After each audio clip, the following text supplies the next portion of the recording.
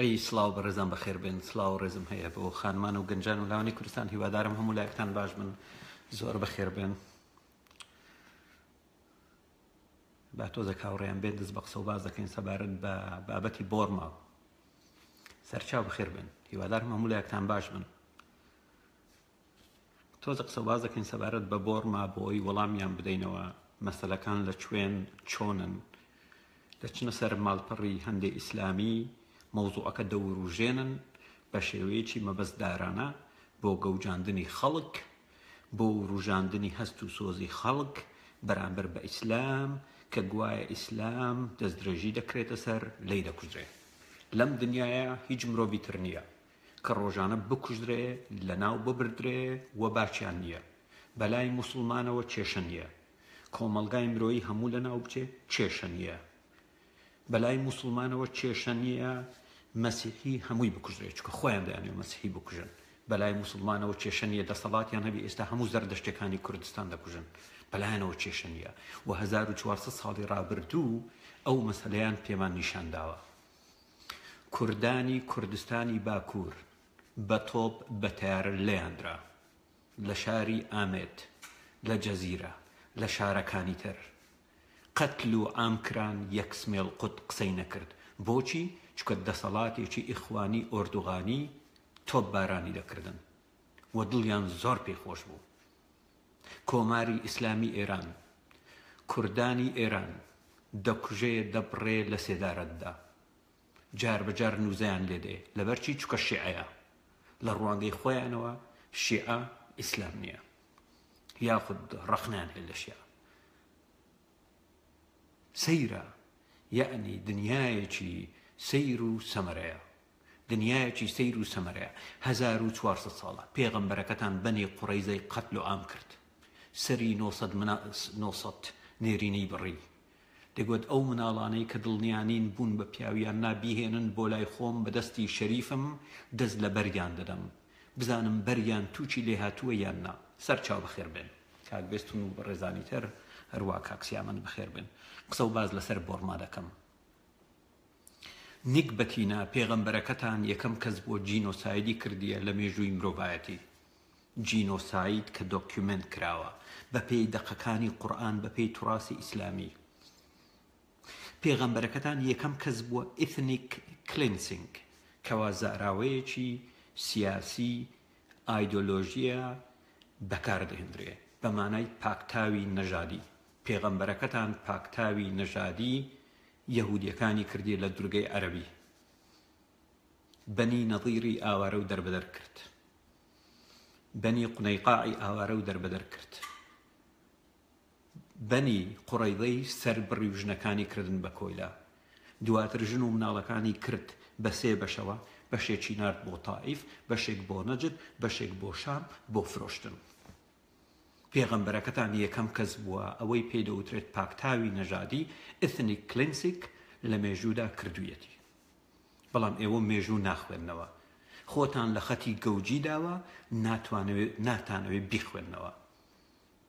خالیدی کوڕی وەلید لێک ڕووداودا لە شام، سەری 80,000 کەسی بڕیوە. قەتل و ئامی کورتان کردووە، فارستان کردووە، ئیمپراتۆریەتی ساسانیتان کردووە، ڕۆمانیتان کردووە، ئەماغەزیغەکانتان کردووە، قبتیەکانتان کردووە، لە ئەندەلوس یعنی حەمامی خوێنتان ڕێشتووە. لە ناو دەریای ناوەڕاست چەتەکانتان دەچوون، ژنانی ئەوروپیتان دەفراند و دەتان هیناوە دەتان کردن بە کۆیلا. لە مێژووی 1400 ساڵی ئیسلامدا 100 ملیۆن مرۆڤتان کرد بە کۆیلا. دەستدرێژی سێکسیتان کردە سەر 100 ملیۆن خانم. گەڵ و گونی 100 پیاوتان بڕی، چکە متمانەتان بە ژنەکانتان نەبوو. گونتان دەبڕین لە ماڵەکانتان داتان دەنا، چکە متمانەتان بە ژنەکانتان نەبوو. ئەمە مێژووەکە کە بە دۆکیومنت نووسراوەتەوە یەکەم کەس لە مێژووی مرۆڤایەتی جینۆسایدی کردووە، پاکتاوی نەژادی کردووە، ئیثنیک کلینسیکی کردووە، محەممەدی کوڕی ئامینە بووە. چین ئێوە هاتون هەی نەک بەتینە باسی بۆرما دەکەن، بێ ئەوەی کەوا بزانن بۆرما لای گونمە یان لای سەرما لێتان بپرسی ئێستا سەبارەت بە جوگرافیای بۆرما مێژووی بۆرما هیچی لێ نازانن تەنها لە زمانی مەلایەکی کۆلەواری مزگەوتەکان یا لە ماڵپەڕێکی ئیسلامی بەمەبەستەوە دەیاوێتن هەست و سۆزی مسلمانان بجوولێنی بەلای بۆرما ئەگەر هاتو تۆ یەک تۆز قەڵ شەڕەفت هەبێ و ئیمانت بە ئاینەکەت هەبێ ئەوە ئێستاگە نابی تۆ لە کوردستان دابنیشی تڕی گەورە بکەیت دەبی ڕێگای خۆت بگری بەرەو بۆرما و زۆر ئاسانە تۆ دەتوانی ویزەی هیند وەربگری و سنووری بۆرما لەسەر سنووری هیندا لەوێ بچی جیهاد بکەی هەی گەوچ نەک ئەوەی کەوابەی لەسەر فەیسبوک قسەی زل و بریقەدار و گەورە بکەی چاوی ئێوە کوێرە هەروە خوداکەتان پێتان دەڵێ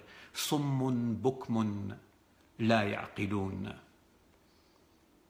کەڕ و لاڵن نەدەبیسن نەدەبینن و ئاقڵ نابن چاوی ئێوە کوردانی کوردستانی سووریا نابینێ چاوی ئێوە کوردانی کوردستانی باکوور نابینێ گوێکانتان خەڵکی کوردستانی ئێران نابینێ چاوەکانتان ئەنفالی کورد نابینێ چاوەکانتان 5,000 ژنە یەزیدی نابینێ گوێکانتان قەتل و ئامی ئێزیدیەکان نابینێ خەیاڵتان دەڕوا بۆ لای بۆرما کە 2000 کیلۆمەتر لێتانەوە دوورە بێ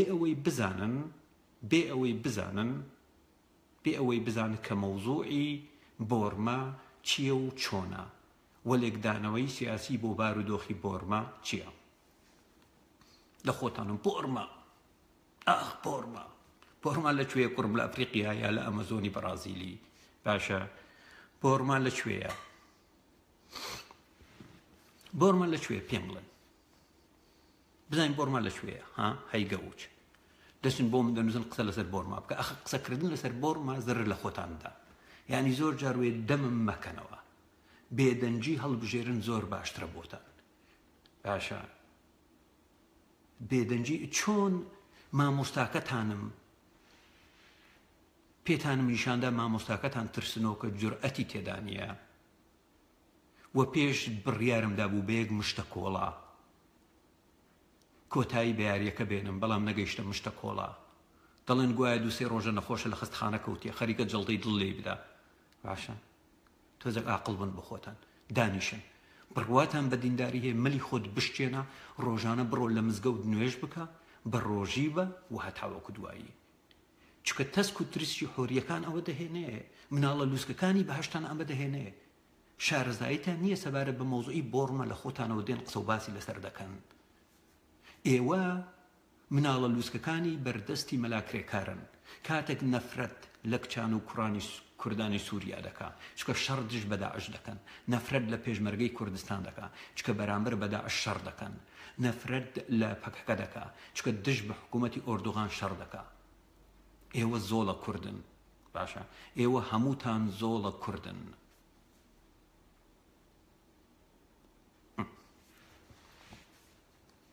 باشە بۆچی کاتێک دەسەڵاتی بەشار ئەسەد و پێش ئەو باوکی حافظ ئەسەد ڕەگەزنامەی نەدەدا بە کوردەکانی سووریا و دەیگوت ئێوە هاوڵاتی ئەسڵی سووریانین لە بنەڕەتەوە لە تورکیا هاتوون و قەتل و ئامیانی دەکرد لە ڕێگای پارا ملیشیا جەیش شەعبی حزبی بەعس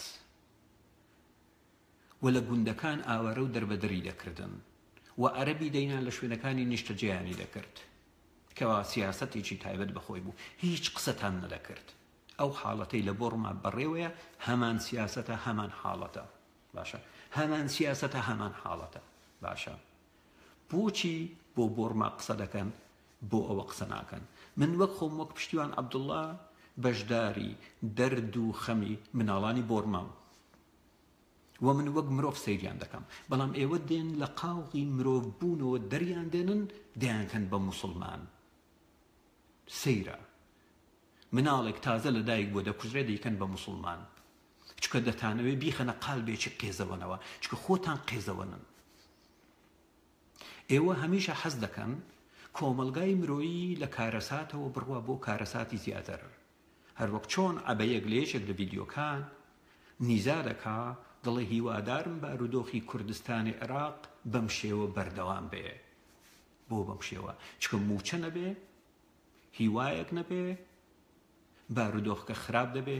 ئێوە تەنها کاتێک بارودۆخ خراپە نەخوێندەواری هەیە، کۆلەواری هەیە، دەردەسەری هەیە، هەژاری هەیە، دەتوان گەشە بکەن.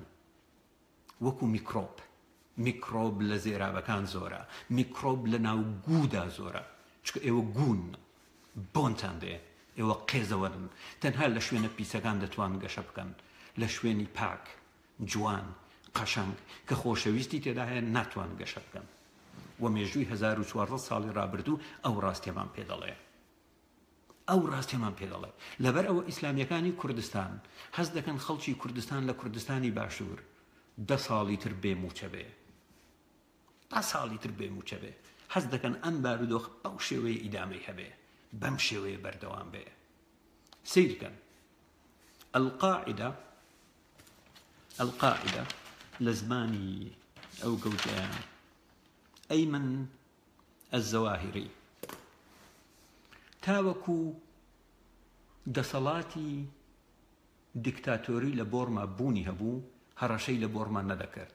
کاتێک ساڵی 2011 حکوومەتێکی دیموکراتی لە بۆرما سەری هەڵدا خەریکە هەنگاو دەنن بەرەو دیموکراتیەت، پەیامێکی ساڵی لە ئەیلولی 2014 پەیامێکی ڤیدیۆیی بڵاو کردەوە بۆ خەڵکی هیند بوو، بەڵام بە خەڵکی بۆرمە دەڵێ خەڵکی بۆرما ئێوەش لەبیر ناکەین،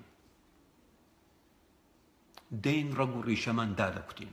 هەی گەوج تاوەکو 2011 دەسەڵاتێکی دیکتاتۆری بوونی هەبوو، کاتە گروپە ئێثنیکان بەشەڕ دەهاتن، ناخۆشی و نائارامی بوونی هەبوو، چەوسانەوە و زۆرە کارکردن بوونی هەبوو، سیستیماتیک ڕێی بوونی هەبوو، مەئسات و کارەسات بوونی هەبوو. قسەیەک نەدەکرد، بەڵام کاتە وڵاتەکە خەریکە لە دەست دیکتاتۆریەت ڕزگاری دەبێ، هەنگاو دەنێ بەرەو دیموکراتیەت و ئێوە دڵتان بە دیموکراتیەت خۆش نییە، دێن دەتانەوێ بارودۆخکە بەرە و جارانی بجێڕنەوە.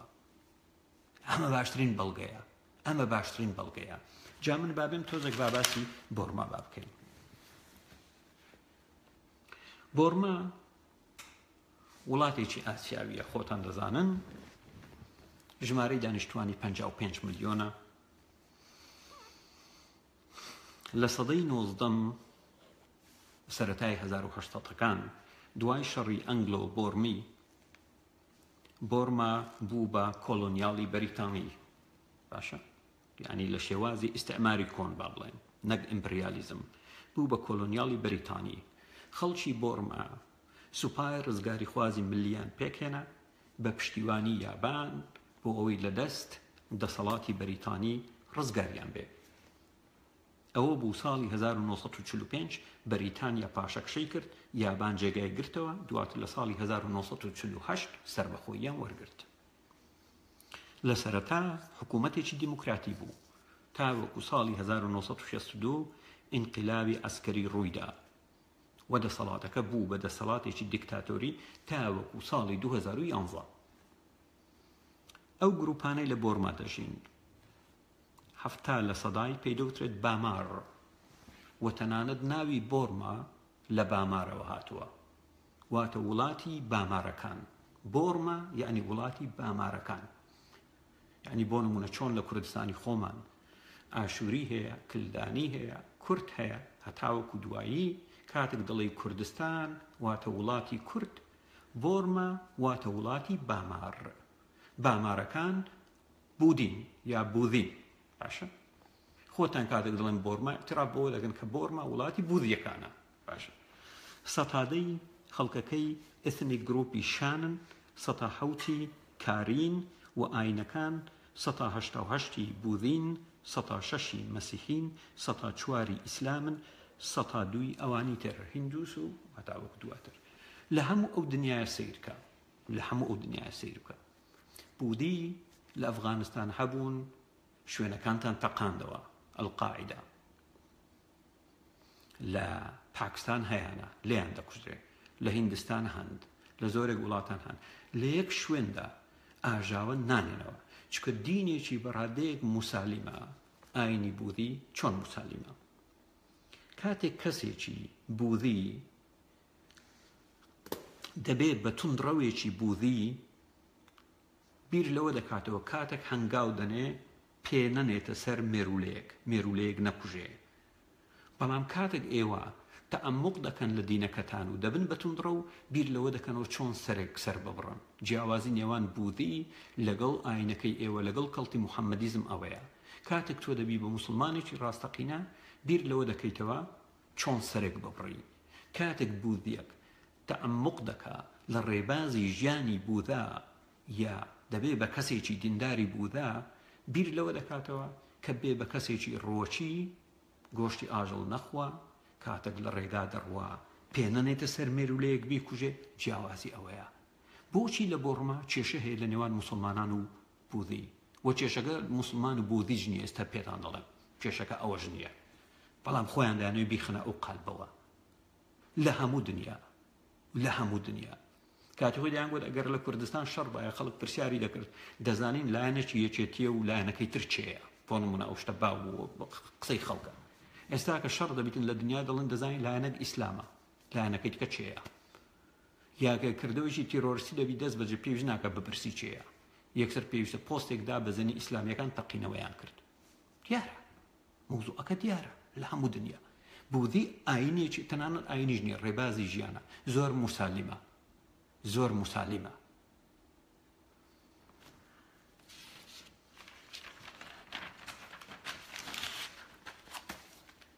وەروە گوتمە تاوەکو ساڵی 2011 کە لە ساڵی 1962 ئینقلابی ئەسکەری کرا لە دیموکراتی دوورکەوتەوە بوو بە دیکتاتۆری و دیکتاتۆر تاوەکو 2011 لەسەر دەسەڵات بوو.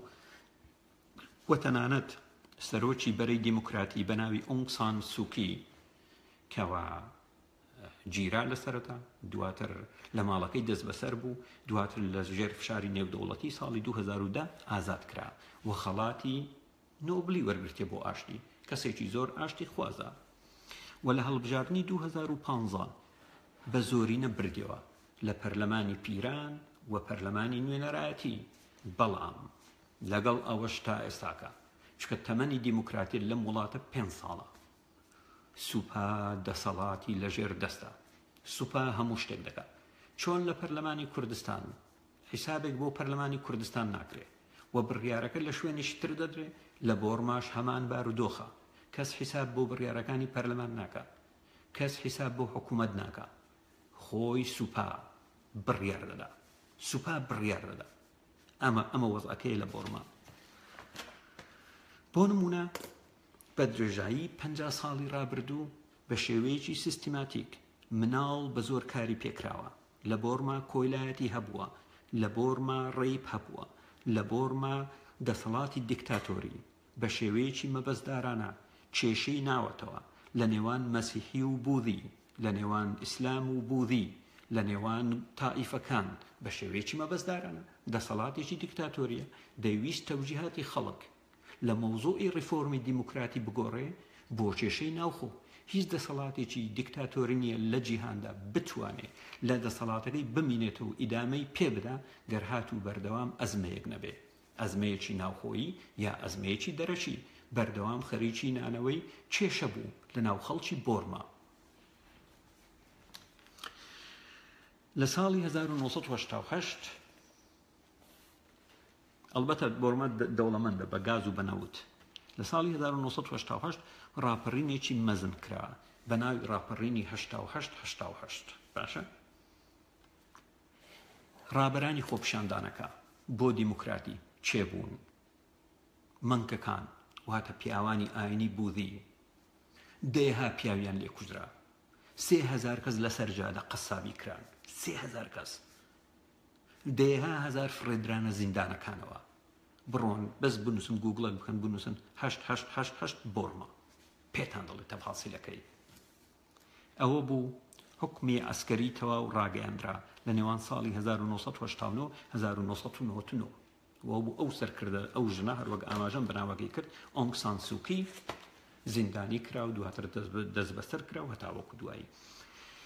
دواتر دووبارە لە ئابی 2007 خۆ پیشاندانێکی تری بوودیەکان کراوە لە پێناو ئازادی، ڕەفاهیەت، خۆشبووزەرانی، دیموکراتی. سەدەها سەرکردەی بوودیان کوشتەوە، خەڵکیان کوشت، سەدەها خەڵکیان کوشت. تو قسەتان نییە ئێوە سەبارەت بۆوانە، سوپا کوشتی، ئەوە مشکلە نییە. لە فەیسبوک نەمبینی بڵێن سوپای بۆرما دەیەها سەرکردەی یا پیاوی ئاینی بوودی کوشت و سەدەها خۆپیشاندەری خوێندکاری کوشت. قسەتان نییە وە بەلاشتانەوە گرنگ نییە. دڵم بۆرمی کوشت، ناڵێن بوودی کوشتوە نییە، بەلاتانەوە گرنگ نییە.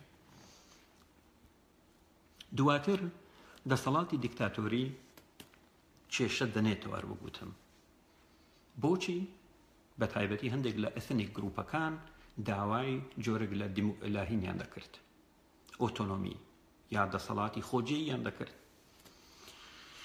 لە ئۆکتۆبەری 2012 بەریەککەوتن لە نێوان سوپای بۆرما ڕوویدا لەگەڵ گروپی چەکدارانی مەسیحی کە بە کێشەی کاچین ناسراوە.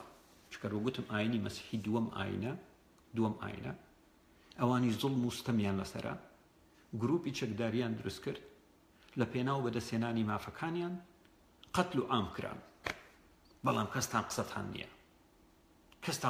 نییە. بدێتان بە ئەو سوپا بوو، یعنی دڵێن سوپا بوو لەگەڵ مەسیحیەکانەوە، هیچ پەیوەندی بەوە نییە. بەڵام کاتێک سوپای بۆرما کۆمەڵێک موسڵمان دەکوژی، دڵێن بزانە بۆرمیەکە بوودیەکان موسڵمانیان کوشت، مەوزوعەکە دەگۆڕن، بە شێوەیەکی تر دەیگۆڕن، ئۆتۆماتیکیان دەیگۆڕن. وهروەها بە هەمان چەشن موسڵمانانی ڕۆهینگا بە هەمان چەشن گروپیان هەیە و ئەلقاعیدە دەستی خستۆتە نێوانیانەوە، گروپی چەکداریان هەیە و گروپی تیرۆریستیان هەیە. سوپا بەرەنگاریان دەبیتەوە وەلەو ماوەیە 400 کەسی لیان کوشتیان، بەڵام بەداخەوە خەڵکانی ئاسایی توش بوون و کوژران بەداخەوەی زۆرەوە.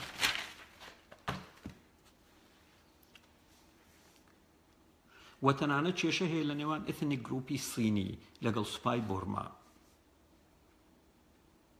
و هەروەک باسی کوردانی سووریام کرد. حکوومەتی بۆرما دەڵێ هەر کەسێک لە بۆرما دابنیشێ ئەگەر هاتوو باپیرە گەورەی پێش ساڵی 1823 لە بۆرما لەدایک نەبوو بێ، ئەوە ڕەگەزنامەی بۆرمی پێنادرێ. ئەمە یاسایە. هەر کەسێک پێش ساڵی 1823 باپیرەی لە بۆرما لەدایک نەبوو بێ، ئەمە نابێ بە جنسی بۆرمی. کوردە فەیلیەکان سەدام حوسێن هەمووی دەرنەکرد. سووریا، کوردانی سووریا هەمان حاڵت نەبوو. بۆچی ئەمانە نابینن؟ و تەنانەت بە موسڵمانانی بەنگلادیشیان دادەنێ، و تەنانەت موسڵمانەکانی بۆرما کاتێک بەرەی ڕزگاری خوازی نیشتیمانی بۆرما لە پێناو سربەخۆی بۆرما شەڕی بەریتانیان دەکرد، بوون بە جاشی بەریتانیا. موسڵمانەکان بوون بە جاشی بەریتانیایان پێ باشتر بوو لە یابان، بوون بە جاشی بەریتانیا. ئەمە دۆکیومنتی مێژووی پێمان دەڵێ جاش بوون.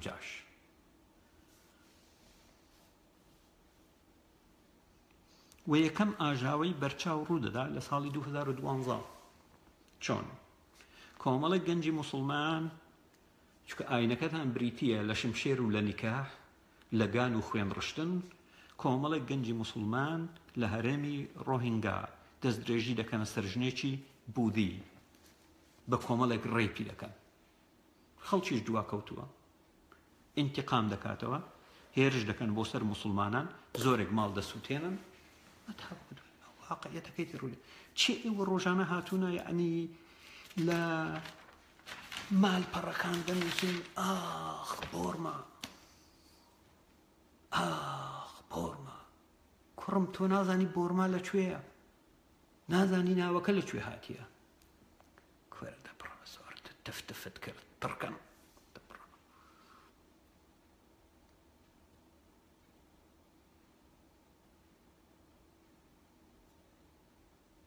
یاشە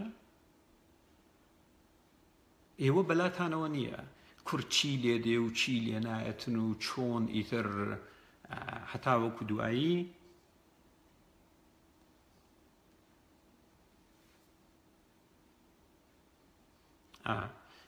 بەلاتانەوە مشکلە نیە. کوردی سووریا چیان لێ چۆن بەشار ئەسەد و حافظ ئەسەدیان کوشتن مشکلە نییە.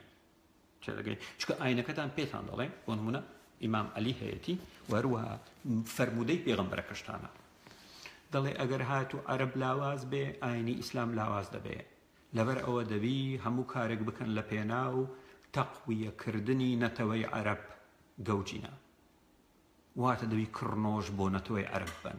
ئەگەر دەتانەوێ ئاینی ئیسلام بەهێز بێ ئەگەر دەتانەوێ ئاینی ئیسلام بەهێز بێ دەبی کڕنۆش بۆ نەتەوەی عەرەب بن. پێغەمبەرەکەتان پێتان دەڵێ عەرەبتان خۆش بووێ بە سێ هۆکار چکە من عەرەبم قورئان عەرەبیە زمانی بەهەشت عەرەبیە. پێغەمبەرەکەتان پێتان دەڵێ دەسەڵات بە باشی و بە خراپی دەبی بۆ قوڕەیش بێ واتە خلافەتی ئیسلامی. پێغەمبەرەکەتان پێتان دەڵێ موسڵمانان بە هەموو جۆرێک بە چاکە و بە خراپە دەبی پیادەی کارەکانی قوڕەیش بکەن. باشە؟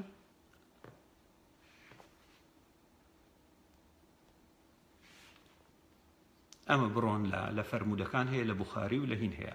جا لای منیش ئەوە نایخوا ئەم فەرمودە لاوازە و ئەم فەرمودەیە قەڵە و نەخێر فەرمودەیە و بڕۆن ملی خۆتان بشتێنن سمێڵ قوتەکان لە بوخاریدا هەیە لە بوخاریدا هەیە هەمووی و دەتان کەم بە مەهزەلە چۆن مامۆستاکە ئێوەم کرد بە مەهزەلە. باشە تۆزێک بڕۆن مێژوو بخوێنەوە خۆتان ئاقڵ بکەن بزان لە دنیا چی دەگوزەرێ هەموو لێکدانەوەیەک لە ڕوانگەی ئێوە هەر کێشەیەک بی موسڵمان بەرامبەر بە ناموسڵمان نەخێر کێشەی دنیا ئاوە بە سادە و ساکاری نییە بە سادە و ساکاری نییە. کێشەکە کێشەی سیاسیە. سوپایەکی دیکتاتۆر خوێنڕش هێرشی کردووە لە پای کوشتنی هەندێک چەکداری ئیسلامی خەڵکانی بێگوناهی کوشتیە ئەمە جێگای مەحکومکردنە و دەبی مەحکوم بکرێ. مەوزوعەکە لەوە بەس بۆچی مەوزوعەکە دەکەنە نێوان بوودی لەگەڵ ئیسلام؟ بوودیەکان زۆر زیاتر لە ئەوەیان لێ کوژراوە وا پێتان دەڵێن بوودیەکان خەڵتانی خوێن کراون خەڵتانی خوێن کراون ئاگاتان لە هیچ ئێوە لە خۆتانەوە دێن قسە دەکەن. میدیاکەی عەلی باپیر و ئیخوان و ئەوانە ئیخوانچیەکان دێن لە تەلەڤیزیۆنەکان باز دەکەن بە شێوەیەک ئێوە کوتوم وەک خۆی وەری دەگرن وەکەوەی عەقڵتان لە مێشکدانێ بێ بچن خۆتان دراسەی بکەن بۆ یاریکردن بە عەقڵ و مەشاعیرتان.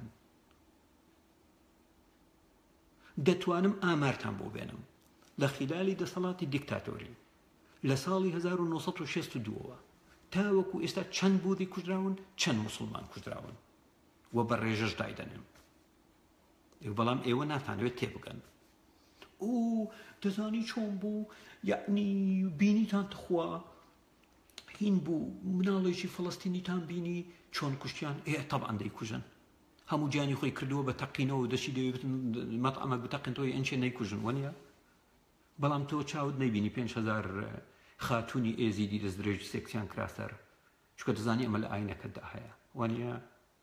وەکو مەلاکە دەڵێن شەودانیشتووە سەیری فلیمی خیلاعی دەکا وە بزانم مەلامەس هەر بوو ئەو مەلامەس هەر بوو یا عەبدولجنس لەطیف بووە یا فاتح شەهرستانی بووە سەیری فلیمی سێکسی دەکا دەبینیژن دوو پیا و خەریکی ژنێکن لە فلیم شانە کەناڵی ئاسمانیە مەلاژن لی دەستە ژوورەوە دەڵێ ئەیە ڕۆ مەلاوە تەماشا کچێت بەرەوە ڕەوەرە بزانە بە دوو پیاوی ئیسرائیلی چی لەو ژنە موسڵمانەی دەکەن دەندرم ئارە وەڵڵا خدا نەفرەتی لێ بدە. بەڵام ئێوە لەو بابەتەن یعنی مەوزوعەکان ڕێک وەردەجێڕنەوە لەوە مامۆستانە دەزانن چۆنن. پێغەمبەرەکەدان یەکەم کەس بووە کوڕم ئەثنیک کلینسینگ پاکتاوی نەژادی کردووە. ئێوە ئەسڵن شەرمتان بە خۆتان بی باسی جینۆساید بکەن. کوردتان جینۆساید کرد. عێراق ئەسڵەن عەرەبی لێ نەبووە. میزۆپۆتۆمیا مەملەکەتی فارس و کورد بووە و مەملەکەتی ئاشووری و کلدان بووە. فەرموو سەیرکە لە عێراق دەگەڕێی 20,000 ئاشووری نادۆزیتەوە هەمووتان کوشت و ئاوارە و دەربەدەر کرد. کورد سنوورەکەی دەڕۆی تاوەکو و لای بەغدا بوو لای بەغدا فەرم و کورتان چی لێ کردی خەریکە کەرکووچی شووە ئیتر ئیمە نابی و دەرمان دەکەن و سەبر بۆ لای سەرەوە چکە جاشانی وەک ئێوە لە ناو کووردا بوونیان هەبووە جاشانی وەک ئێوە لە ناو کووردا بوونیان هەبووە هەمیشە جاش بوون و بەجاشی دەمێننەوە سیرکە ئەو سووریای ئێستا شامی ئێستا هەمووی سریانی بووە سریانی و ئارامی سیرکە چی لێ ئێستا هەمووی عەرەب باکووری ئەفریقیا هەمووی ئەمازیغ بووە لەگەڵ قبطی هەمووی عەرەب ئێوە هاتوون خزمەت بە کەلتورێکی عەرەبی دەکەن و ئێمە لە ڕابردوو 2 ساڵە سەلماندومانە کە موحەممەد ناکرێت پێغەمبەر بوو بێ چکە ئەڵڵا خۆی خوددا نییە کۆرەدا بڕە فارس کوشتنی تڕکەم بڕە فارس کوشتنی ئەیچێ فارسی کوشت گەوچ تۆ مێژوون نەخوێنتەوە لە خۆتەوە دەی قسە دەکەی ئەی بۆچی زەردەشتەکان کاتێک ئیسلام هات ڕایان کرد بۆ هیند هەی تڕکەن ئێستاکەش جەماعاتی پێیان دەوترێت من نەخۆشی هیندیشم هەیە و جاربەجار تاک بۆ نمونە فارسی هیندستان دەبینم بە ئەسڵیان فارسە کاتێک ئیسلام هاتووە ڕایان کردیە ئێوە مێژوو ناخوێنەوە تڕکەن ئیسلام چوو قورئانەکەشیان پێ نەبوو جاسیر و سەمەرەکە لەوەدایە بەڕێزم سەردەمی عومەری کوڕی خەتاب تەجمیعی قورئان نەکرابوو قورئانیان نەبووە خالیدی کوڕی وەلید دەچی دواتر سەعەد کوڕی ئەبی وەقاس دەڵێ بن بە موسڵمان دەڵێن ئیسلام چییە دەڵێ ئاینی ئەڵڵاه ئەکبەرە دەڵێ باشە شتێکمان بدەی بخوێن و دەڵێ نیمانە عەجیب غەریب باش چۆن بین بە ئیسلام کاکەشە کتابێکمان بدەنی شتێکمان بدەنی بخوێنینەوە نیمانە ئاینەکە حەقە دەبی ببن بە زەبری شمشێر پەرتوچێکتان نەبوو هەی گەوجینە قورئان لە سەردەمی عوسمان دەنووسرێتەوە قورئانتان نەبووە چۆن دەڵێن یعنی خەڵک خۆی ڕووی لە ئیسلام کردیە قورئانتان نەبوو قورئان ئەخە لە سەردەمی عومەری کوڕی خەتاب کاتێک ئیمپراتۆریەتی ئێرانیتان داگیر کردیە ڕوخاندووە قورئانتان نەبووە خۆتان دەڵێن قورئان جەمع کراوە لە سەردەمی عوثمانی کوڕی عەفان مصریش بە هەمان چەشن اینجا لە کۆتاییدا لە ساڵی ئەڕەمادا کاتێک لە مەککە و مەدینە نەهامەتی دەبێ کاتێک عومەری کوڕی خەتاب خەلیفە دەبێ باران نابارێ و خەڵک برسیە و عمرو بن عاس لە میسر دەبێ مصری داگیر کردیە عومەری کوڕی خەتاب نامەیەکی بۆ دەنێری دەڵێتن لە خەلیفەی ئیمانداران عومەری کوڕی خەتاب بۆ کوڕی عاس سەلام عەلەیکم ئەمما بەعد وای لە عومەر وای لە عومەر ئەوە بۆ دەست پێ وای لە عومەر وای لە عومەر دەڵێ ئەی کوڕی عاس بۆ خۆت سکت تێرە لەگەڵ ئەم پیاوانەی لەگەڵتان من و کەس و کارت و ئەو خەڵکەی لە دەور و بەرم برسین نەهاتیە ئەی هاوار زوو فریامانکەوە ئەی هاوار زوو فریامانکەوە عومەری کوڕی عاس دەنووسێتەوە بۆ خەلیفەی ئیمانداران ئەوە ناردم و شترم نارد کاتێک سەرتاکەی دەگاتە لای تۆ کۆتایەکەی هێشتا لە میسر دەبی و 3 ملیۆن وشتری بۆ دەنێری داوەش دەکا بەسەر ماڵان عومەری کوڕی خەتاب بۆی دەنووسێتەوە دەڵێ لێ ڕێگای فەتحی مسر خدا خێر و بەرەکەت و خواردنی بەسەرمان داباراند مۆزوعەکە خێر و بەرەکەتە سەیرکە و دەڵێ من پێم باشە تۆ ڕێڕەوێکی ئاو کەناڵێک ئاو لە نیلەوە دروست بکەی بۆ دەریای سوور بێک و بەستەوە خواردن و شتەکان بخەوە ناونیل لە ڕێڕەوەکە دێ بۆ ناو ڕووباری سوور و ئێمە لە مەکە هەڵی دەگرینەوە ئەوە یعنی پێش ناکە خۆت ئەزیێت بە خێراتر دەکا بە خێراتر دەکا کەوجینە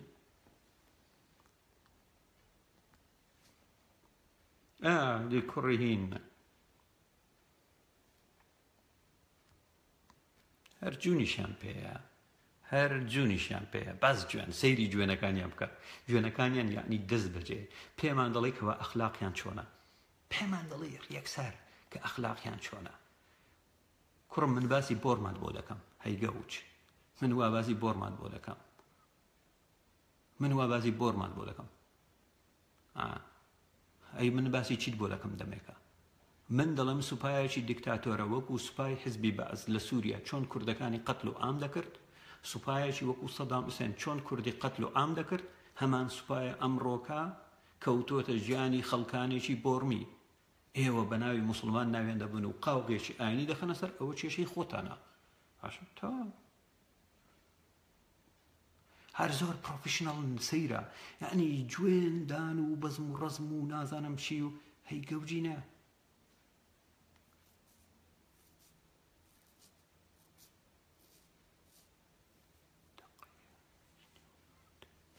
من جوێندەم گەوچ من جوێندەم بەڕێزە من جوێنم داوە دەمێکە من لە قسەکانم یعنی بە ویژدانەوە قسە بکەن جوێنی شخصی تێدا بۆ هیچ کەسێک هەی گەوجینە ئێوە بەڕاستی سیر و سەمەرە بەڕاستی بەلامەوە سیر و ئێوە هەر بە فەعلی مێشکتان نییە مێشکتان بەتاڵە هەر بە فەعلی مێشکتان نییە هەر بە فەعلی دەبەنگ کراون هەر بە فەعلی دەبەنگ کراون دەبەنگ جا لەبەر ئەو واقعیەتی بۆرما ئەمەیە و لە هەر شوەیەک تۆزێک نووزەیەکی ئازادی و دیموکراسی سەر هەڵبدا ئیسلامیەکان چاویان پێ هەڵنایە قاعدە دەستی تێکەڵ کردووە لەگەر موسڵمانانی بۆرما دەیەوێتن بارودۆخەکە بگەڕێنێتەوە بارودۆخی جاران جۆرێک لە شەڕی تائیفی دروستبی و هەتا وەکو دوای مۆزوعەکە هیچی تر نییە وەکو ئیسلامیەکانی کوردستان کە حەز ناکەن بۆ نمونە حەز دەکەن ئێستا کە تاوەکو 10 ساڵی تر خەڵکی کوردستان موچەی نەدرێتێ موچە نەبێت ئەو بارودۆخە ئەزمەبی بۆی مزگەوتەکانیان پڕ بێ لە خەڵکی دەبەنگ پڕ بێ لە خەڵکی دەبەنگ وە بەردەوام خەڵک دەکەوجێن بۆ نمونە لەو فترەی سەیری ڤیدیۆیەکی فاتح شارست فەتەم کرد فەتە شارستانیم کرد کچێکی داناوە قورئان دەخوێنی کچ بە دەنگێکی خۆش دەبەنگ دەنجی ژن عەورەتە هەی نیگبەت ئەسڵم ژن کاتە قورئان دەخوێنیتەوە تۆ نابی گوێت لە دەنجی بی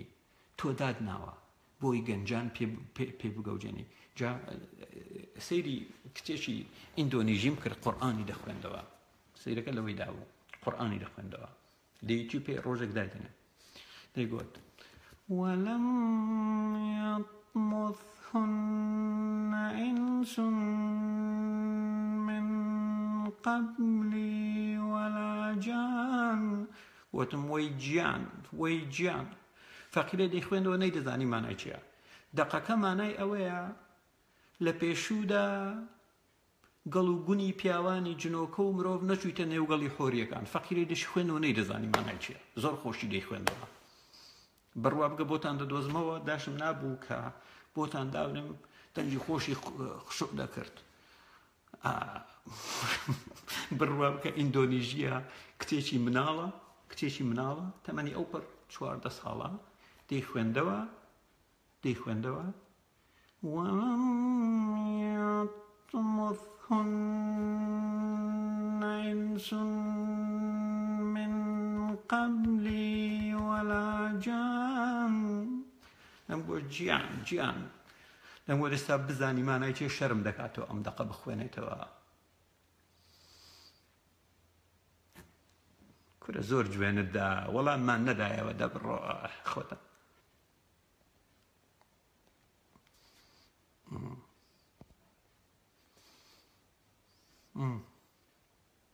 ئەو کاک شەماڵیش بینویەتی ئەوە کچێکی ئیندۆنیژیە جا دەنجیشی خۆشە ڕاستەکەی دەنجیشی خۆشە بەقەت و بێئەخلاق نیمە کەوچ خەریکی ئەو بەزم و ڕەزمانەن ڕۆژانە ئەوەگەی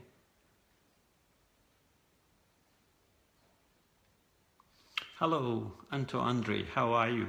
How's going, mate?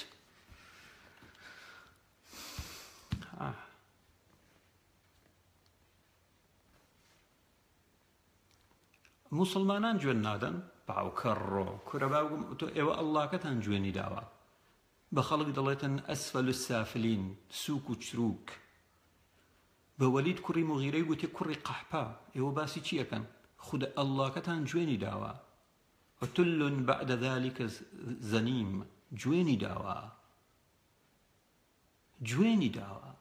محەممەد جوێنی داوە محەممەد گوتوویەتی هەر کەسێک شانازی بە باوک و باپیرانی کرد پێ بڵێن باپچی چێری باوکی بگەزێ ئێوە سەیرن جوێندان سونەتە لەناو ئێوە جوێندان سونەتە ئێوە تەنانەت سوکایەتی ئەسڵەن محەممەد سوکایەتی بەخوا کردیە چکە پێغەمبەری خوددا نەبووە دێها جوێنت بۆ بینم لە قورئانەکەتان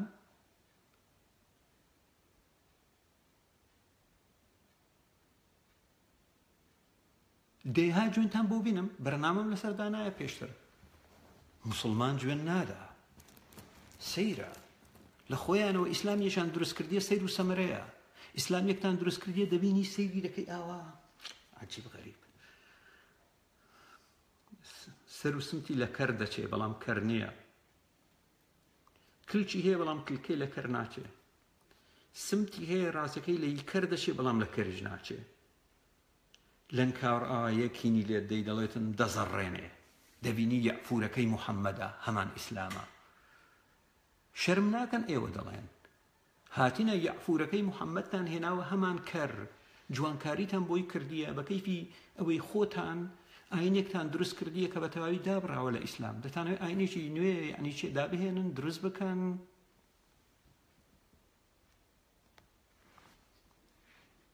سەیرە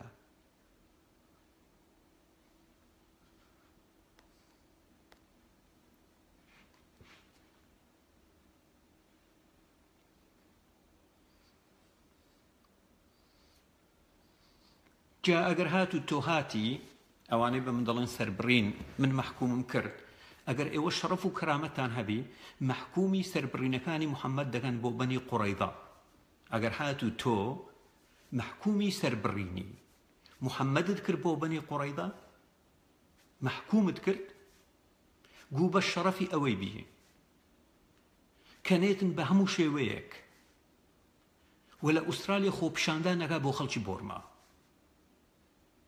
بەڵام ئێوە پێغەمبەرەکەتان سەربڕینی کردووە جینۆسایدی کردووە پاکتاوی نەژادی کردووە هەرچی جوو هەبووە لە دوورگەی عەرەبی نەهێشتووە بەلاتانەوە تەبیعی و ئاساییە بەڵام لەسەر کێشەی نێوان سوپای بۆرما لەگەڵ 400 کەس ڕۆژانە کێشەی وا دەبینن لەسەر تاپای دنیا قسەتان لەسەر نییە تەنها لەبەرەوەی تایتڵیان موسڵمانە هاتوون دەتانەوێ بێن قسە بکەن بێن قسە بکەن قسەتان سەبارەت بە هیچ مواضعی تر نیوە نییە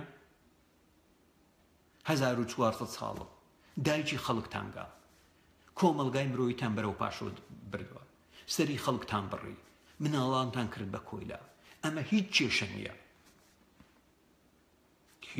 نییە بەڵام لەولاوە 50 کەس ئیتر خەڵک سەری دەبڕی لە بۆرما کوڕم ئەی بۆچی بە جواب ناتون لەسەر ئێزیدیەکان ئەوە تا هەمووی 20 کیلۆمەتر لێتان دوور بوو 20 کیلۆمەتر و 20 ڕۆژێک لە ڕۆژان موسڵمانێکمان بینی بێتە سەرجادا لە هەولێر و لە سلێمانیەکەی خۆمان ڕۆژێک لە ڕۆژان کەناڵێکی ئیسلامیمان بینی بێ مەحکومی ئەم کارانەی داعش بکە جورئەت ناکەن چکە تەکفیر دەبن نە ئێوە ناتانەوێت بینن بۆچی چکە وەکو ئەو شێخەی ئێوە بەلای ئێوە چی گرنگە نەقڵ بەسەر عەقڵ دەبی مێشتی خۆتان بکەن بەکەر وەکو یەعفور بۆی بگەن بەلای خوداکەتان ئەگەر نەبن بەکەر پێی ناگەن بۆ ئەوەی پێی بگەن بە مناڵە لووسکەکان و بە خۆریە تەسک و تریسکەکان دەبی خۆتان بکەن بەکەر خۆتان لەغاو بکەن ئاوا لەغاو تەنها ئەوەی مەلاکان پێتان دەڵێ دەبی بزانن نابی ڕاستی و چەپە ببینن مێشتی خۆتان لەغاو بکەن باشە تەواو مەوزوعێکی تر نییە دەبی خۆتان لەغاو بکەن خۆتان بکەن بەکەر نابێت بیر بکەنەوە چکە خوداکەتان پێتان دەڵێ نابی بیر بکەنەوە لە شتانێک مەپرسن کە ڕەنگە خراپ بێ بۆتان تەواو مەپرسە نابی بپرسی پرسیارکردن قەدەغەیە منطق و فەلسەفە لە ئیسلامدا قەدەغەیە و هەر زانایەکی ئیسلامی لە ڕابردوو لە سەردەمی خلافەتی عەباسی و ئومەوی باسی فەلسەفە و منطقیان کردووە تەکفیر کراون فەلسەفە و منطق لە ئیسلامدا حرامە تۆ نابی کەسێکی منطقی بی دەبی بڕوات بەوە هەبێ ئەم پەرتوکێکی وحیە جا محەممەد لە لای ئیبلیسەوە بۆی هاتووە کەسێکی ساختە چی بوو ئەو مشکلە نییە نابێ بە هیچ جۆرێک من قبولمە تەواو دەی بڵێ من قبولمە و دەبێت ڕۆژانە تۆ شرک بکەی چۆن پێنجار دەبی شرک بکەی دەبی کڕنۆش بۆ چوارگۆشەیەک ببەی لە مەککە کە ئەوە شرکە بەخوا چکە خوددا خۆی لە ئەلوەسایە لە عەشرە لە وەسیەی دووەم دەڵێ نابێت کڕنۆش جگە لە من بۆ هیچ تەنێکی ئاسمانی بۆ هیچ شتێکی سەرزەوی بۆ هیچ شتێکی ناو دەریا ببەی ئێوە کڕنۆش بۆ شتێکی سەرزەوی دەبن ڕۆژانە کڕنۆشی بۆ دەبن ئەمە شرکە و بەرنامەی بەیانیشم سەبارەت بەوە دەبی ئایا محەممەد شرکی کردووە یان نا پێشێلی وەسای یەکەمی موسای کردووە یان نا بەیانی دەتان خەمە سەر چۆک بە پێی دەقەکانی قورئان ئەو مناڵە لوسکانە ئێستاکە چەند حەز دەکەم تخوا ڕۆژی قیامەت دابێ ئێمە بچین لە بەهەشت بیان بینین هەمویان ببن بە ولدان مخەلەدون ولدان و غیلمان مخەلەدون هەر هەمویان بن بە ولدان و غیلمان مخەلەدون اینجا دێن قسە لەسەر ئەوەی دەکەین خاڵی یەکەم الوەسایل عەشرە بۆتان دەسەلمێم بە پێی دەقی قورئان و بە پێی فەرموودەکان نەک تەنها محەممەد چکە ئەڵڵاکەتان محەممەد خۆیەتی ئەڵڵاکەشتان شرکی کردووە سەیرە لە کاتێکدا ئەڵڵاکەتان دەڵێ شرک مەکەن خۆی شرکی کردووە چی دەڵێ لە شوێنێکدا چی دەڵێ سەیرە ئاەتی ژمارە چەندە لە شوێیە بەیانی باسی دەکەم بەڵام چی دەڵێ سوێن بەوەی کە دەیبینن و بەوەی کە نایبینن ئەوە بە ئێمەی مرۆڤ دەڵێ ئەڵڵا دەڵێتن سوێن بەوەی کە دەیبینن و بە ئەوەی کە نایبینن با بیرکەینەوە بزانین ئەوەی ئێمە دەیبینین مرۆڤ چییە ئەڵڵا کە سوێندی پێدەخوا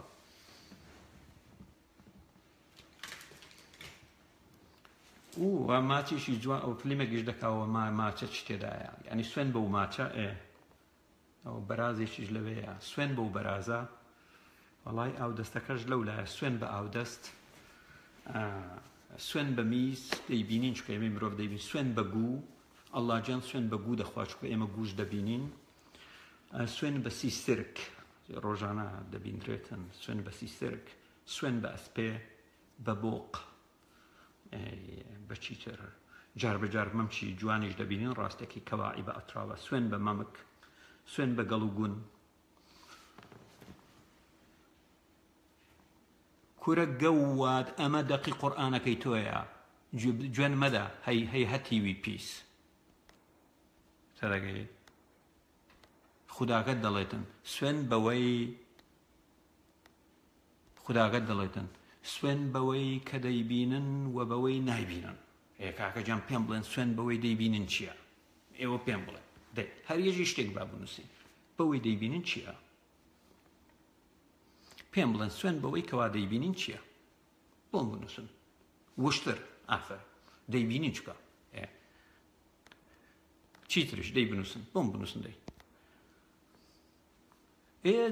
دەبەنگ من دەقەکەت بۆ دەین ئێستا پێی دەڵم لە کوێ دەرێ چکە ئەمڕۆ کە خەریکی ئامادەکردمی ئەوانە دەبەنگن ئەوانە دەبەنگن بڕوا بکە دەبەن جیوان دەبینی ئەمڕۆ خەریکی ئامادەکردنی بابەتەکە بووم دەقەکەەوەم هەی گەوت من لە خۆ بۆ ناڵێم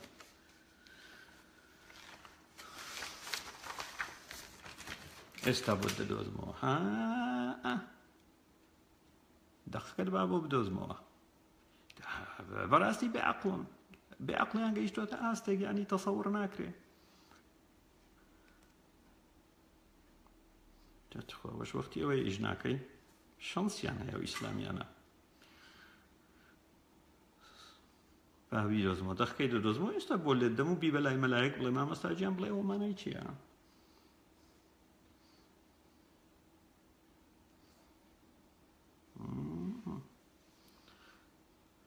سورة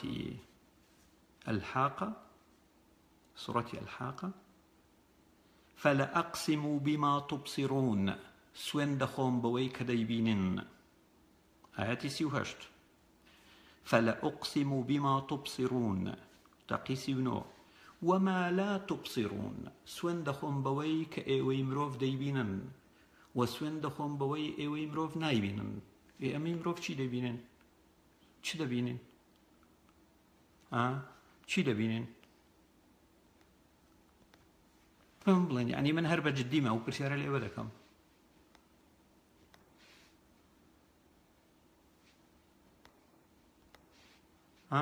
فهم بلين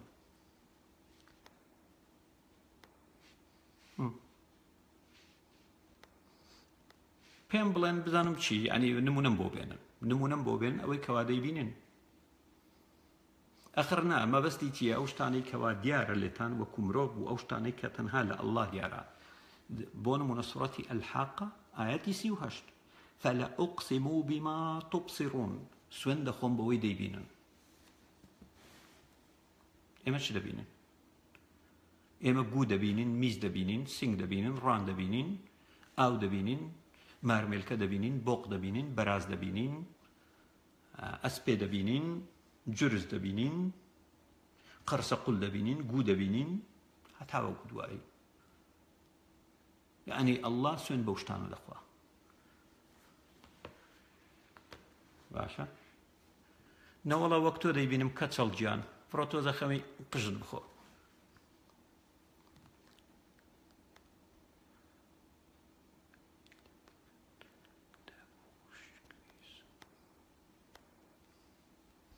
خداكيان لازمي داوا نسيني محمد دنجوين بمندن يكور أواد دقيق وطانا يقوجنا فلا أقسم بما تبصرون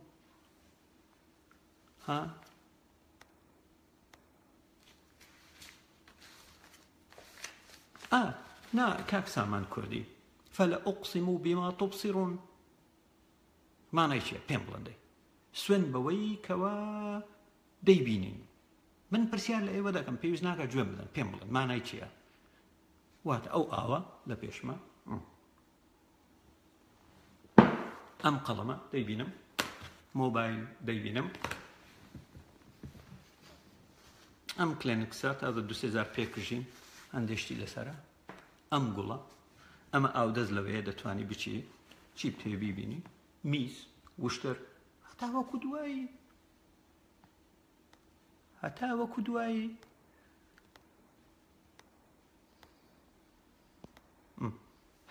دوائي أما خوي دق كانت أنا ختاي مني برون بيبنا لاي ملاك بلان دقي سيوهشتي صورتي الحاقة ما نايشي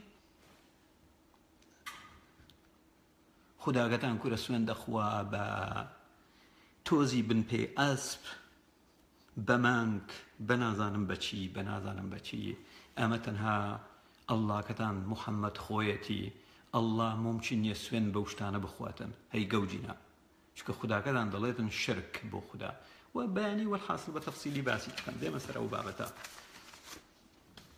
بابتا ناشي نسرعو بابتا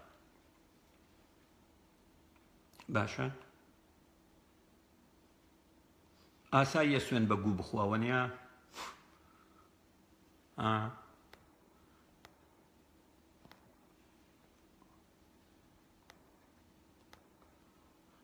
ئەوانە حەزەکەم تۆزە پێیان ڕابێرم بچن فەیسبوک دروستکەنەوە وەی چەند خۆشە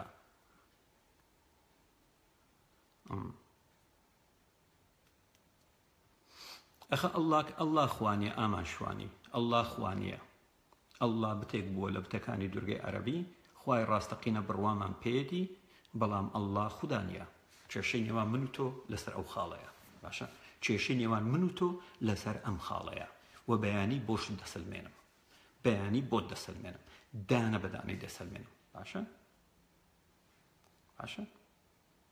بەیانی بۆت دەسەلمێنم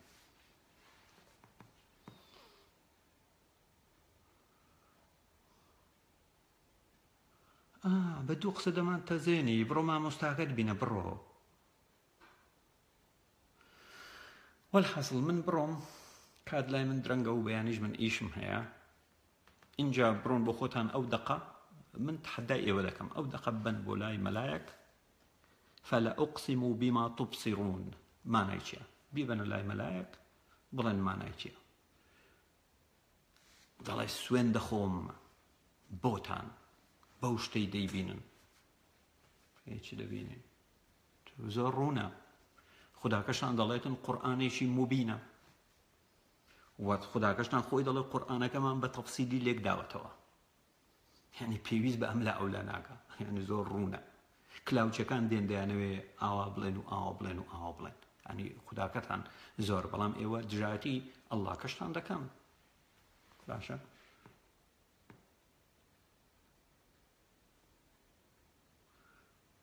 من ئەو کاتت دەیسلمێنم کەوا خۆم دەمەوێ و لای من کات درەنگە بەرنامەی من سەبارەت بە بۆرمە بوو ناکرێت لە سیمینارێک تۆ بابەت بگۆڕی بەڵام بەیانی هەرویستم ئەوە لەسەر قسەی ئێوە قسەی لەسەرتم بەیانی بەرنامەم دەبێت سەبارەت بە پێشێلیەکانی محەممەد بۆ الوەسایل العەشرە.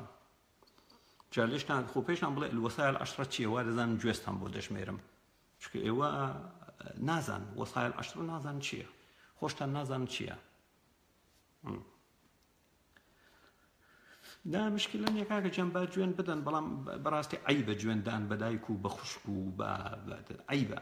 یعنی مرۆڤ لە سەدەی 21ەمدا بژێ گوێن بدەی بەڵام گوێن بە دایکێک بدەی کەوا جارێک چوویتە حەج و جارێک چووە بۆ عەمرە، گوێن بە خوشکێک بدەی کەوا چووە بۆ حەج، گوێن بە خوشکێک بدەی کەوا وەکو ئێوە قورئان خوێنیژنی ئەو قورئان خوێنە، گوێن بە خوشکێک بدەی کە نوێژ دەکا و نازانم پێ عیبە.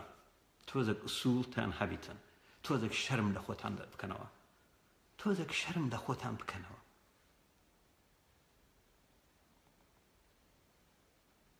تۆزێک شەرم لە خۆتان بکەنەوە.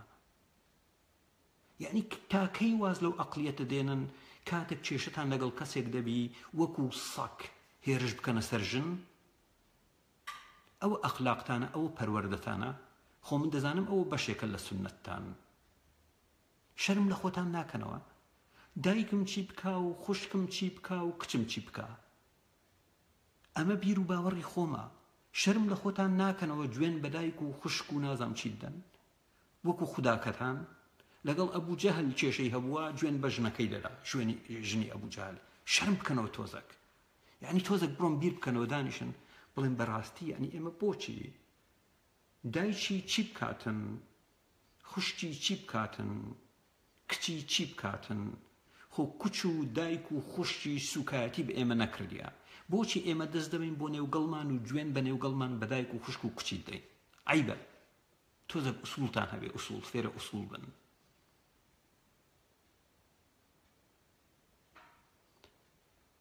هەنی بەڕاستی بەلامەوە سەیرە دەڵێم تاچی کورد بۆچی بەو دەرەجە گەوجێنراوە، بۆچی تۆزێک هۆشی نییە. باشە تۆ بیر ناکەیتەوە کە داکم ڕۆژانە لایەنێکم 50 نوێژ دەکا وە شەهادە دێنی بۆ کەعبەکەی محەممەد. شەرم لە خۆتان ناکەنەوە. هەر بە جددیمە ئەنی شەرم لە خۆتان ناکەنەوە. تۆ پێ دوابێ من ناتوانم هەمان جوێنتان پێ بدەمەوە. دەتوانم بەڵام من نایمە ئاستی ئێوە، من نایمە ئاستی محەممەدەکەتان، من نایمە ئاستی ئەڵڵاکەتان. تۆزێک شەرم بکەنەوە. تاچی کورد تاکەی ئاوا لە دوو ئاوە دەبیتن. دوو پیاو بە شەر دێ دەڵێ ژنت ئاوا لێکەم. ئێوە هەمان شت دەکەن. خوداکەتان هەمان شتی کردیە، محەممەد هەمان شتی کردیە. شەرم ناکەنەوە. یعنی تاکەی دەبن بە مرۆڤ. تۆزێک بیرکردنەوەی مرۆڤانەتان دەبێ ئاوا. بڵێ دایکی چی بکە. ڕەنگ بێ ئێستا دایکی ئەسڵن نیگەران بێ بەو قسانەی کەوا دەیکا. حەز نەکاکەوا من ئەو قسانە دەکەم یا دژ بە ئیسلام قسە دەکەم. بۆچی دێن گوێن بە دایک بدەن؟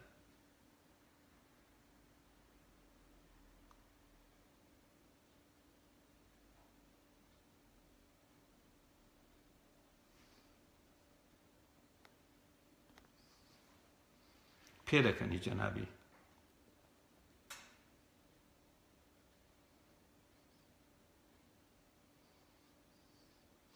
من سوکایەتی بە ئاینی ئیسلام ناکەم هەیە ئامان شوانی گەوج بێعەقڵ.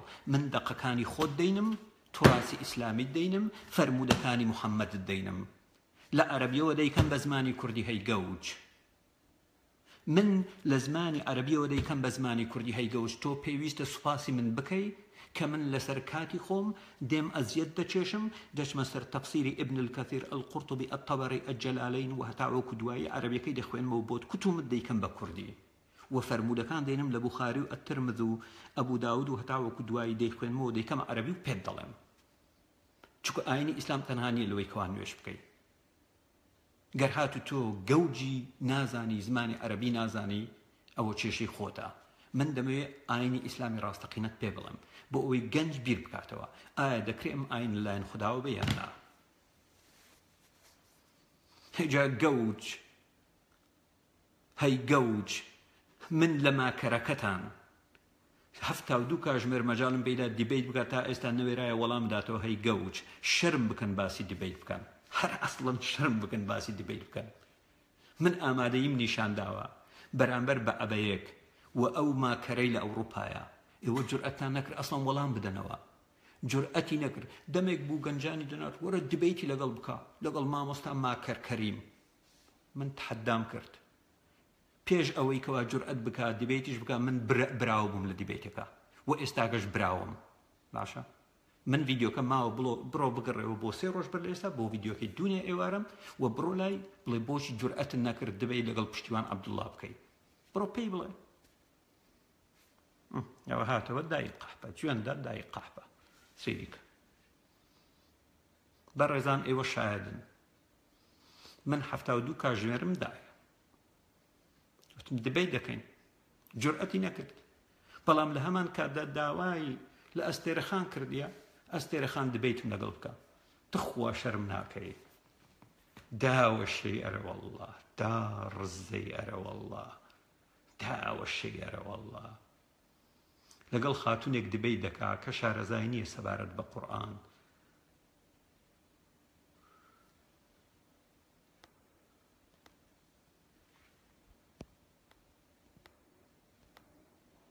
بڕۆن بانجیکەن ئەو ماکەر کەریمە ئەو ماکەر کەریمە بانکەن بڵێن پشتیوان عەبدوڵڵا 72 کاتژمێر مەجاڵی پێدا بۆچی جورئەتت نەکرد ئەسڵەن وەڵامی دەیتەوە بۆچی جورئەتت نەکرد وەڵامی دەیتەوە دەبی بیکەم بە فلیم دەبی بیکەم بە پەندی زەمانە دەبوایە بم کردبایە بە پەندی زەمانە گەوج بگەڕەوە سەر ڤیدیۆکەی 3 ڕۆژ بەر ئێستا هەی گەوج تۆ چۆن لە خۆتەوە دەڵێی هین بگەڕەوە سەری بڕۆ بگەڕەوە سەری بڕۆ بگەڕەوە سەری بەخوا نازانم کانی چۆنە بەڵام ئیتر چکە ئەستێرەخان پەیوەندی پێوە کردم 3 ڕۆژ بەر لە ئێستا گوتی باسی کرێ دەوێت دیبیتم لەگەڵدا بکە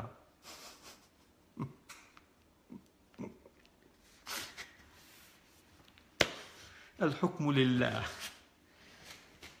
آخری خێر بێ منش گوتم ئاگادار بە مەبەستی دەرکردنی جنۆکە نەبی فێرن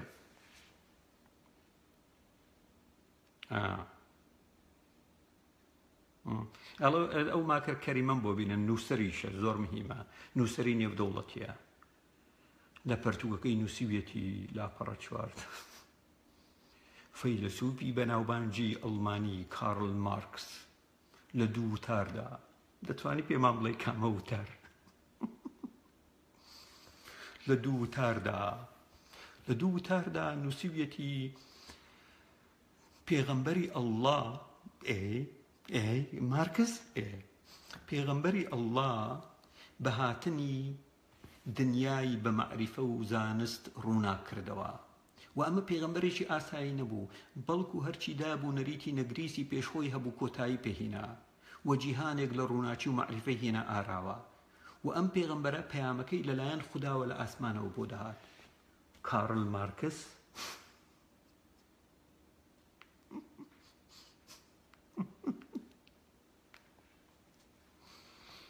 بڕوا بکەم ماکەر کەریم دەبی بتکەم بە فلیم بڕوا بکە دەبی بتکەم بە فلیم تۆ تووشی کەسێک بووی مارکسی شارەزایی هەیە سەبارەت بە توراسی مارکسی دەبی بتکەم بە فلیم لە 2 وتاردا کەسێک نەزانی جەنابی بەزات و سیفەتی ئەلات ئەڵڵا نا ئەلات تا ئەو لەحزەی پەرتووکەکەش بڵاو بۆ تا ناوی دوو سەرچاوی مارکس نازانی، ناوی دوو پەرتووکی مارکس نازانی.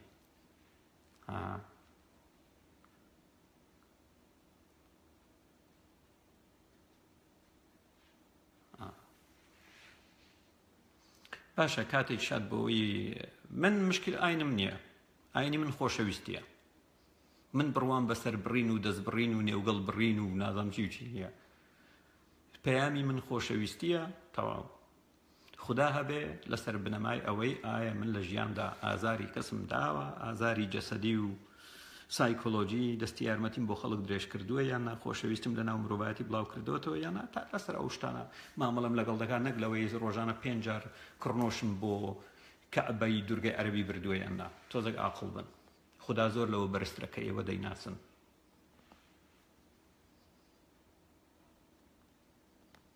باشە زۆر لەوە بەرزترە کە ئێوە دەیناسن.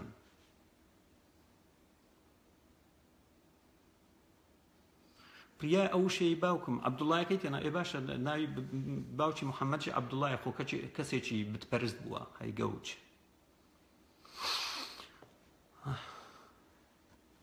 ئانا پێویستە مرۆڤی سووک دەبی پێی ڕابوێرێ، مرۆڤی سووک دەبی پێی ڕابوێرین چکە مستحقە. بۆ نمونە خود ئەڵڵاکە لە قورئان دەڵێ ئەسفەل ئەسوفەها، خوداکە لە قورئان دەڵێتن کافرەکان دەڵێن ئێمە پێیان ڕادەبوێرین بەڵام ئەڵڵا پێیان ڕادەبوێری. هەیە دەخکانتان هەیە، ئێمەش ئاوا بە ئینسانی سووک دەبی ڕابوێرین وەکو خۆی دەبی وەڵامی بدەینەوە، وەکو دەبی جارۆیە دەبی دابەزین بۆ ئاستی ئێوە بۆ ئەوەی شتەکان وەربگرن. تەڵەگەی نابی لەگەڵ ئێوە ئاوا قسە بکەی بڵێ ماتریالی دیالەکتیک و تەکنەلۆجیا و نازانم ئەرستۆقراتی و نازانم چی ئەو شتانە ئێوە تێناگەن، هەڕە لەمەڕە دەرناکەن. چون بۆچی؟ چکە خۆی خوداکەتان پێتان دەڵێتن لەقەد یعنی چی دەڵێ دەخکە لقد أنزلنا قرآنا عربيا لعلكم تعقلون. قرآنش عربي ما دابزان بوي عقل بن چکە الله كشتان دزان ايو بعقلن، الله كتان كمحمد ودزاني بعقلن، دزاني بعقلن جار وجار دبي اما بين آستي ايو بوي تبقن لا باوشي ديارني هيج خو اصلا باوشي ديارني محمد هر لبرو من بناوي محمدي كري آمينة ناوي دبم خو زۆر طبیعیشە محەممەدی کوڕی ئامینە تەواو دەزانین دایش چیە بەڵام نازانین باوکی چییە. باشە نازانین باوکی چییە. 4 ساڵ لە دوای مردنی باوکی لەدایک بووە.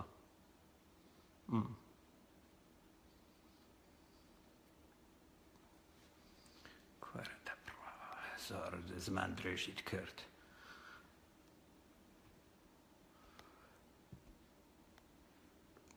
ئەی جەنابتان لە ئیسلام گەیشتن وەنیا دەبڕۆ لە فێسبوک نی بڕۆ دەبڕۆ ڤیددیۆیەک دەرکەدەی بۆ تۆزێک باسی ئیسلاممان بۆ بکە و ئینڤایتیشن بکە بۆی گوێ لێ بگرم بزانم چی لە ئیسلام تێگەیشتووی چەنابی لە ئیسلام تێگەیشتووە.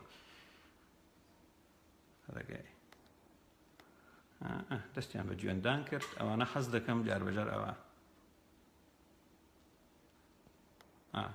هەمەی ئامینە بووە. ئەسڵەن محەممەد کاکە جان محەممەد کفرە بەکارهێنانی محەممەد تەنها بۆ خوا دەبێ. محەممەد واتە کەسێک کە تۆ وەک مرۆڤ سەنای بۆ بکەی شکۆمەندی بکەی. ناوی محەممەد ناوێکی زۆر بەرزە تەنها ناوی خوددا دەکرێت محەممەد بێ. کفرە کفرێکی زۆر گەورەیە ئەسڵن بەڵام کورد نازانی لەو شتانە، کورد لەو شتانە نازانی. باشە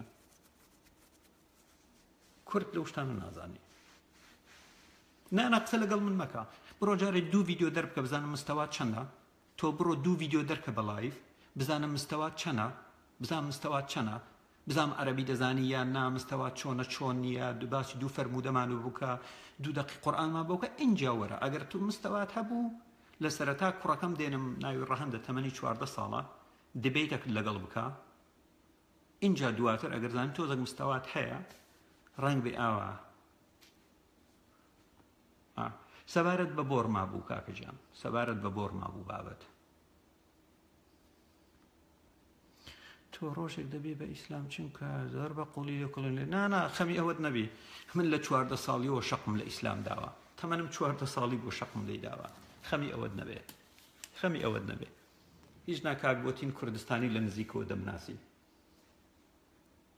من مستەوام نییە تۆ بڕۆ مستەوای خۆت لە فەیسبوک بە دیار بخە بە ڕێزان واییان نا ئەو کەسە بە ناوی دلزار جەوهەر دەڵێت تۆ مستەوات نییە ئێستا کە سەردانی فەیسبوک کە دەکەم ئەگەر هاتوو لە فەیسبوکەکەت شعرم نەبینی کە بەسەر سینگ و مەمچی کچاندا هەڵدەڕی من هیچ نازانم من پشتیوان عەبدوڵڵا نیم هەمووتان لەو بابەتان دەچێت سەر فەیسبوکیان پرۆفایلێکی جیڤارەی دانایە یا گەریلایەکی دانایە یا ئاڵای کوردستانی دانایە یا دەشعرێنی شعری دانا و شعر کەوا قەدەغەیە لە ئیسلام سەیرە دەچی دەبینی شعر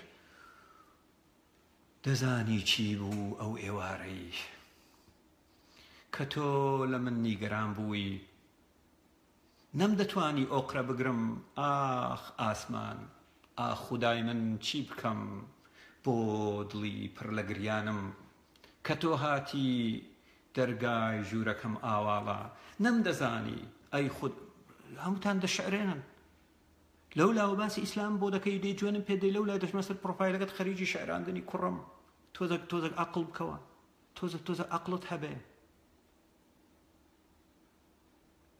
سەیرە بڕۆ جارێ دوو ڤیدیۆ دەرکە گەوچ پێت دەڵێم هەی گەوچ لە زمانی پێ ناوێت دوو ڤیدیۆ دەرکە سەبارەت بە دوو بابەتی ئیسلامی من گوێی لێ دەگرم بزان مستەوات چەنە ئەگەر تۆ جورئەتت کرد ئەوە ئیلهام بوو جوبرائیل بۆی هێنام کاک عومەر هەر ئێستا جوبرائیل هێنای بڕوا بکە ئێستا جوبرائیل هێنای گوتی وەڵای ئەوە شەیتانیش 2 دقی خستە ناوەوە وەکو سوڕەتی ئەننەجم شەیتانیش لەولاوە 2 دقی خۆی خستە ناوەوە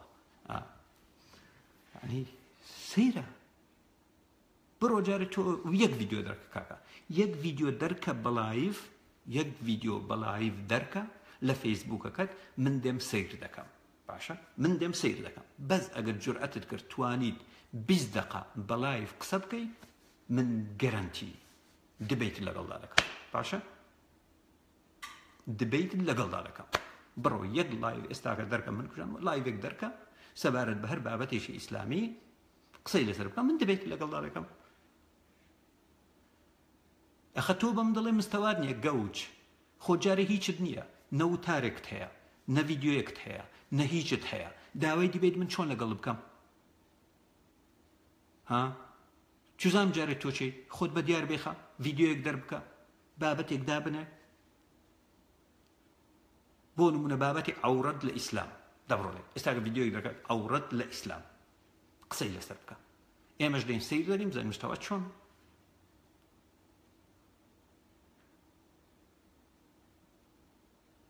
دبیت بکەین من توزانم تۆ چی جارێ مناڵ بازی بەچە بازی من چۆن بێمە مستەوای تۆ خۆت بە دیار بێ خەل لە لایڤێک بزانم تۆ چی ئینجا ئەو کاتە دبیت بەڕێزان بەڵێن بێ بەڵێن ئەو دلزارە پاشەوە ئێستاکە دای دەخەمەوە دەست بەجێ ڤیدیۆی کردەوە توانی 15 دقە لە لایڤ قسە بکە سەبارەت بە بابەتی ئیسلامی من دەبێتی لەگەڵدا بکەم چۆنە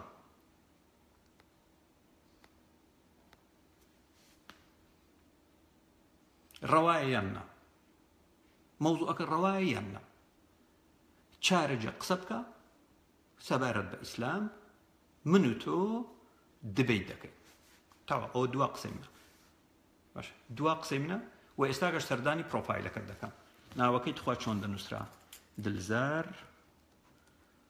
بەستە خوا شعرەکان مەسڕەوە عەیبە ناوی دلزار چی بوو بەرەزە ناوەکەیم بۆ بنووسن چکە دەمەوێت سەردانی هینی بکەم دێڵێ هەر ئێستاکە دام ناوە بڕۆ بیکە ئەگەر لەگەڵم نەکردی حەقت بیتن باشە وە بەڵێنشم دا ئەوە لایڤیشە و دەنگم هەیە و ڕەنگم هەیە و ناوی دلزار چی بوو 5 دقە کاکەجان لەبەر خاتری کاک هاوڕێ باجەلان کردمان بە 5 دقە 5 دقە لە لایڤ قسە بکە سەبارەت بە ئیسلام باشە تەنها 5 دقە کاک ڕۆژگار ناوەکەیم بۆ بنێرە بۆی سەردانی پرۆفایلەکەی بکەم بزانم پرۆفایلەکەی بزانم چی تێدایە